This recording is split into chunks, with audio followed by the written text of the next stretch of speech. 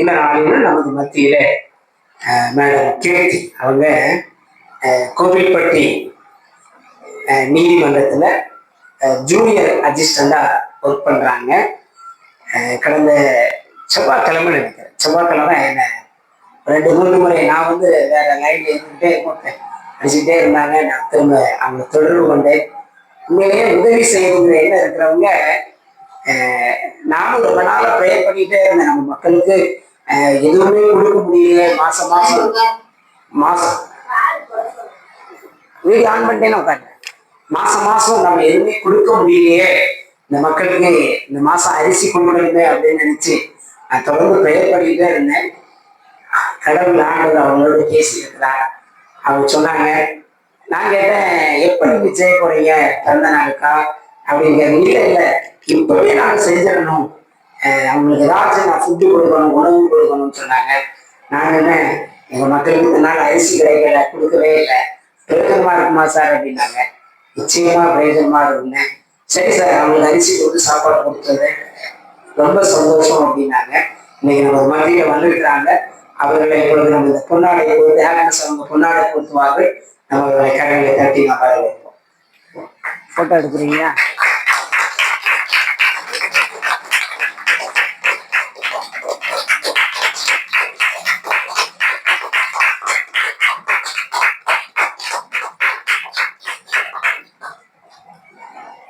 ரொம்ப மகிழ்ச்சி. இந்த சிறு வயதிலேயே அவங்க நம்ம மக்களுக்கு உதவி செய்யணும் அப்படிங்கிற ஒரு வாரத்தை கடவுள் கொடுத்திருக்கிறார். ஏன்னா நிறைய பேர் நம்ம இன்ஸ்டாகிராம் நம்ம வீடியோவை பார்க்கலாம், ஆனா நிறைய பேருக்கு அது தோணலை. ஆனா பாருங்க, இந்த நேரத்திலும் கடவுள் அவர்களோடு பேசினார், அவர்களை மத்தியில கொண்டு வந்திருக்கிறார். நான் சொன்ன நிறைய நம்ம நிறுவனத்தை குறித்து கேள்வி கேட்டார்கள், நிறைய சொன்னேன். நாங்கள் நிறைய மாற்றுத்திறனாளிகளை படிக்க வைத்துக் கொண்டிருக்கிறோம். இந்த மக்களுக்கு இவ்வாறெல்லாம் செய்து கொண்டிருக்கிறோம். வாரம் சாப்பாடு கொடுத்து கொண்டிருக்கிறோம். இது போக மற்ற ஃபெஸ்டிவல் டைம்கள்லையும் அவங்களுக்கு உணவுகள் சில உதவிகளை செய்து கொண்டிருக்கிறோம். மாதந்தோறும், ஏன்னா நம்ம மக்கள் யாருக்கும் ஒரு நிலையான நிரந்தரமான வருமானம் கிடையாது. ஒரு சின்ன பிஸ்னஸ் பார்க்குறாங்க. ஒரு பத்தி வியாபாரம், கடல் முட்டாய் வியாபாரம், மாரிச்சாங்கெல்லாம் பத்தியாவது போயிட்டுன்னு சொல்றான். ரொம்ப வருத்தப்படுறான்.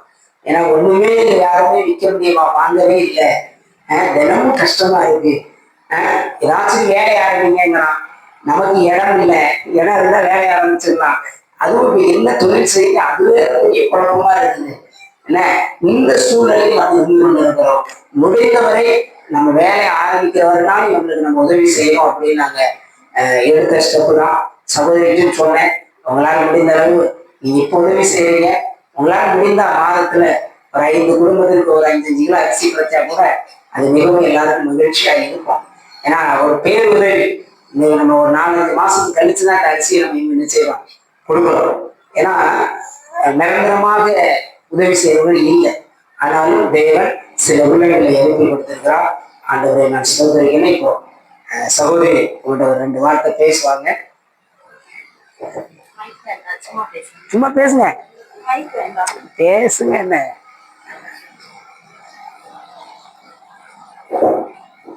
எல்லாருக்கும் வணக்கம்.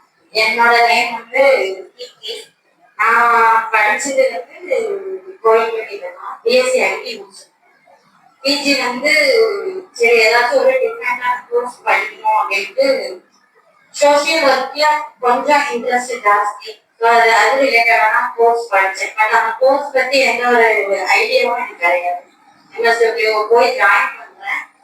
அப்போ அந்த கோர்ஸோட அவேர்னஸ் எப்படி இருக்கும்னா, வாரத்துல 2 நாள் கிளாஸ் இருக்கும், இது 3 நாள் ஃபீல்டு இருக்கும். இந்த மாதிரி நிறைய ஹோம்ஸ், ஆட்டிசம், மென்டல் ரிட்டார்ட், மாற்றுத்திறனாளிகள், இந்த மாதிரி ரிலேட்டடான பீப்புள்ஸ் நான் என்னோட பிஜி கோர்ஸ்ல தான் வந்து போய் பார்த்தேன். எனக்கு அது ஒரு புது அனுபவம் தான். ஏன்னா நான் ஃபுல்லா படிச்சது யூஜி ஃபுல்லா ப்ரோக்ராமிங்கா படிச்சுட்டு பிஜி வந்து இப்படியெல்லாம் ஒரு லைஃப்ல வந்து மக்கள் இருக்கிறாங்க, எவ்வளவு கஷ்டப்படுறாங்க. நிறைய என்ஜிஓஸ் போயிருக்கேன். அந்த இவங்கெல்லாம் வந்து தன்னோட வாழ்க்கையெல்லாம் நல்லா, எனக்கு தெரிஞ்ச ஒரு சார்னா நல்லா படிச்சிருக்காரு. பட் அவர் நல்ல வேலையை விட்டுட்டு இந்த மாதிரி ஒரு தனியா ஒரு என்ஜிஓ ஸ்டார்ட் பண்ணி நமக்கு முடியாதவங்களுக்கு ஹெல்ப் பண்றாங்க நிறையா. அத பார்த்தோம்னா எனக்கு லைஃப்ல வந்து ஒரு என்ஜிஓ ஸ்டார்ட் பண்ணி அவங்க கஷ்டப்படுறவங்களுக்கு நிறைய ஹெல்ப் பண்ணணும்னு ஒரு தாட் இருக்கும். பட் எனக்கு அதை எப்படி செயல்படுத்தணுங்கிற ஒரு ஐடியா இருக்கு. நான் வேலைக்கு ஜாயின் பண்ணது வந்து 2022ல ஜாயின் பண்ணேன். கோர்ஸ் முடிஞ்சுட்டு அப்பப்ப நான் தஞ்சாவூர்ல படிச்சேன்னா அங்க உள்ள ஹோம்ல வந்து ஏதாவது ஒரு என்னால முடிஞ்ச ஹெல்ப் கரெக்டா இயர்லி ட்வைஸ் ஏதாச்சும் ஒரு ஹோம்ல கொண்டு கொடுப்பேன். ஏதாவது அங்க ஏதாவது நீடு என்ன நீடு இருக்கோ சொல்றாங்கன்னா அந்த நீடு இது பண்ணி ஹெல்ப் பண்ணுவேன். இப்போ இது வந்து எனக்கு எப்படி இந்த ஹோம் தெரிஞ்சிச்சு அப்படின்னா சுபாஷ் பில்டர்ஸ் அவங்க வந்து வீடியோ போட்டிருந்தாங்க. சரி அதுல கான்டாக்ட் நம்பர் இருந்துச்சு. சரி சடனா பார்த்ததுதான் பார்த்துட்டு கால் பண்ணி கேட்போம் அப்படிங்கும்போது சார் சொன்னாரு நானே விஷயம் கிளைண்ட் தான், நான் இந்த மாதிரி வச்சு நடத்துறேன் அப்படின்னு சொன்னாரு. சார் தான் சரி என்ன எப்படி ஹெல்ப் பண்ணணும்னு தெரியாது, எனக்கு ஐடியாஸ் இருந்து பட் என்ன பண்ணணும்ன்றது தெரியல. அதனால சார்ட்ட கேட்டேன் என்ன மாதிரி பண்ணி கொடுக்கலாம் அப்படின்னு கேட்டேன். சார் சொன்னாரு இங்க இருந்து நிறைய பேருக்கு அரிசி கொடுத்தா கொஞ்சம் யூஸ்ஃபுல்லா இருக்கும், நிறைய மாற்றுத்திறனாளி இருக்கிறாங்க, நாங்க இந்த மாதிரி வச்சு நடத்துறோம் அப்படின்னு.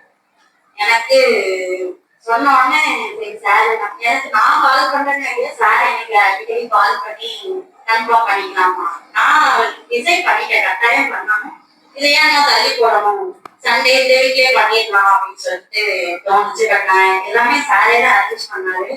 நான் பேமெண்ட் மட்டும் பேமெண்ட் கூட பண்ணல, சார் என் மேல நம்பிக்கை வச்சு எல்லாமே ரெடி பண்ணி வச்சுட்டாரு. ஆனா வந்துவே நான் ரொம்ப தேங்க்ஸ் சார். இவ்வளவு பேரை நீங்க வச்சு நடத்துறதே இவ்வளவு கஷ்டத்தையும் நீங்க இவ்வளவு தூரம் படிச்சிருக்கீங்கிறதே ஒரு பெரிய விஷயம் தான். எனக்கு என்ன பேசணும்லாம் தெரியல, சார் பேசணும் சொல்றாரு. சரி ஒரு சின்ன ஒரு மோட்டிவேஷன் ஸ்டோரி மட்டும் சொல்றேன். ஒரு வயசான பாட்டி வந்து ஒரு கடை வச்சிருக்காங்க, ஃப்ரூட்ஸ் கடை, ஆப்பிள் வச்சிருக்காங்க. டெய்லி வந்து ஒருத்தர் காரணம் வந்து போயிட்டு பழங்கள் வாங்கிட்டு போவார். அந்த பாட்டியில 1 கிலோ பழம் வாங்கிட்டு போகும்போது அந்த பழத்துல எப்ப 1 kg ஆப்பிள் வாங்கினாலும் அந்த ஆப்பிள்ல வந்து 2 ஆப்பிள் வந்து சரியா இல்லை, இது கொஞ்சம் வாடி இருக்கு, கொஞ்சம் சரியில்லாம இருக்குன்னு சொல்லி வாங்க 1 கிலோல 2 ஆப்பிள கூட்டிட்டு போயிடுவாங்க. அப்போ வந்து இதான் பக்கத்து கடையில பக்கத்துல ஒரு அம்மா பூக்கடை வச்சிருக்காங்க. அவங்க அப்சர்வ் பண்ணிட்டே இருக்கிறாங்க. டெய்லி இந்த பையன் வாரம் இந்த அம்மாட்ட 1 கிலோ ஆப்பிள் வாங்கலாம், ஆனா ஏதாவது சரியில்லைன்னு சொல்லிட்டு 2 ஆப்பிள கொடுத்துட்டு போயிடுவானே அப்படின்னு சொல்லிட்டு சொல்றாங்க, குறையா சொல்றாங்க. உடனே அவன் எதுக்காக அப்படி சொல்றான் அப்படின்னா அதாவது அந்த அம்மா வந்து தன்னோட வியாபாரத்துல எந்த ஒரு நஷ்டமும் ஏற்படக்கூடாது, அதனால தனக்காக எதுவுமே பண்ணிக்காம சாப்பிட கூட மாட்டாங்க. அந்த அம்மாவோட கஷ்டம் தெரிஞ்சு இந்த பையன் வந்து என்ன செய்யறான்னா தனக்குன்னு எதுவும் எடுத்து சாப்பிட மாட்டாங்க அப்படிங்கிறதுனால 2 ஆப்பிள் சரியில்லைன்னு சொல்லி கொடுத்தாவது அந்த அம்மா சாப்பிடுவாங்க அப்படிங்கிறதுனால அந்த அம்மா மேல ஒரு அக்கறையில எடுத்துட்டு இந்த சரியில்லைன்னு கொடுக்குறாங்கிறத அந்த அம்மா ஒரு நல்ல விஷயத்துக்கு அந்த பையன் ஒரு நல்ல விஷயத்துல செய்யலாம். அந்த பூக்கார அம்மா வந்து கேக்குறாங்க இப்படி இந்த பையன் வந்து டெய்லி கொடுக்குறாங்க, அது எதுனாலும் அவங்களுக்கு தெரியுமா அப்படின்னு கேட்கும்போது அந்த அம்மா சொல்றாங்க அவன் என் மேல ஒரு அக்கறையினால இது சரியில்லை, நான் அப்படியாவது இந்த ஆப்பிள எடுத்து நான் சாப்பிடுவேங்கிறதுக்காக கொடுக்குறான் அப்படின்னு சொல்லிட்டு அந்த அம்மா சொல்றாங்க.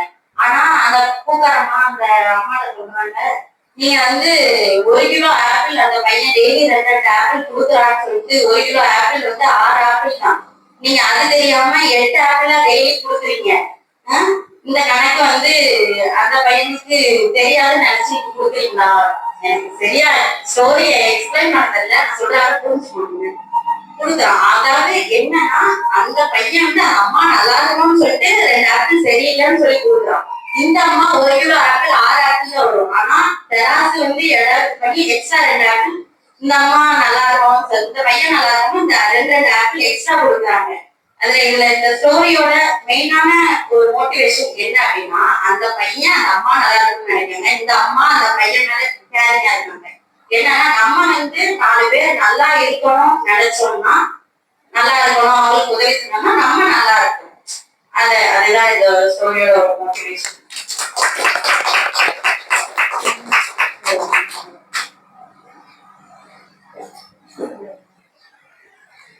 அண்ணா அந்த வீடியோ கட் பண்ணிருங்க.